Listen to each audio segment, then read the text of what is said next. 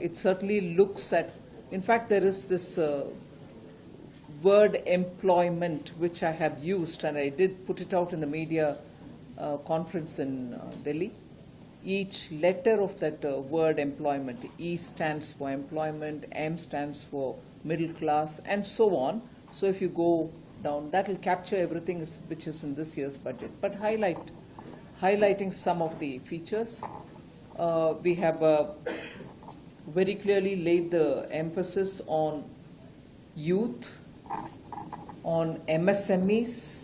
So under each category there will be a set of announcements. So some set of announcement under youth, some set of announcement under MSME. I'm only capturing the main things. Research and development.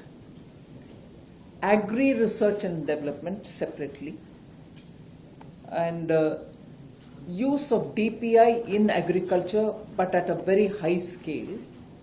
So DPI, Bangalore is familiar, and actually the kind of contribution which the Silicon Valley of India has made towards the creation of DPI, we are all very familiar with it.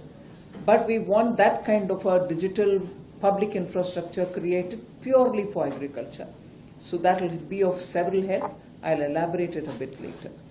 Then you have a big investment, meaning big announcement and an outlay made for space. So that is another feature. Youth, MSME, R&D, agri R&D. Then I'm talking about space and about middle class. So if I were to broadly categorize under each one of them, I can give you several things that we've taken as steps. Some tax related, some scheme related, some outlays. So you can imagine the budget broadly under these categories. But over and above that is the revenue share. Because I'm in Karnataka and the discussion has, since the time I presented the budget, been on what is the kind of, what's the kind of allocations for states. Is the budget being biased because it didn't, in the speech, name all states? So I want to clarify, or even at the beginning, put forward to you as to what will be the revenue share and what will be the kind of allocations for Karnataka. After that, of course, you can always ask me questions about anything more that you want to.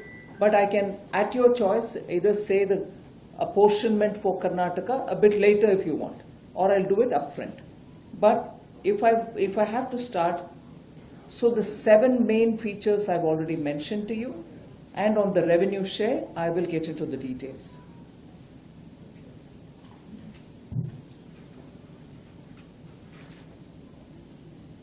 See, when I'm talking about the youth, we have offered 3 different components of schemes creating jobs. First-timers entering into job, what benefit do they get? What benefit the employers get for that? Then another set of announcement for a second scheme wherein again employment, but not necessarily for first-timers, but even for people who are coming in a bit later in life also. And a third one, helping the employers, and all these 3 would be monitored through EPFO. Skilling is one thing in which, together with the states, we want the ITIs in the states to become centers of training youth for Industry 4.0 skills. Today, when youth come out of schools or early colleges, they get trained for the same skills, like go and do a lathe machine or a welding shop and so on. But what we want is upskilling, meaning even as you come out, you should be ready for getting into a Industry 4.0 kind of a modernized industry. So that kind of a training. And the other one, the 5th one in that youth, is for internship in top 500 companies of the country, wherein we pay them every month and the companies provide them the opportunity, and also the instructors will help them to undertake it.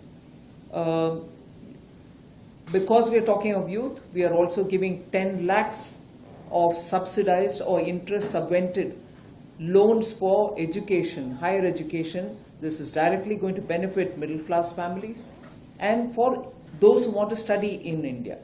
Her news update के लिए description box में दिए हुए link से join करें royal bulletin का WhatsApp group और पाएं हर खबर सबसे पहले अपने व्हाट्सएप पर।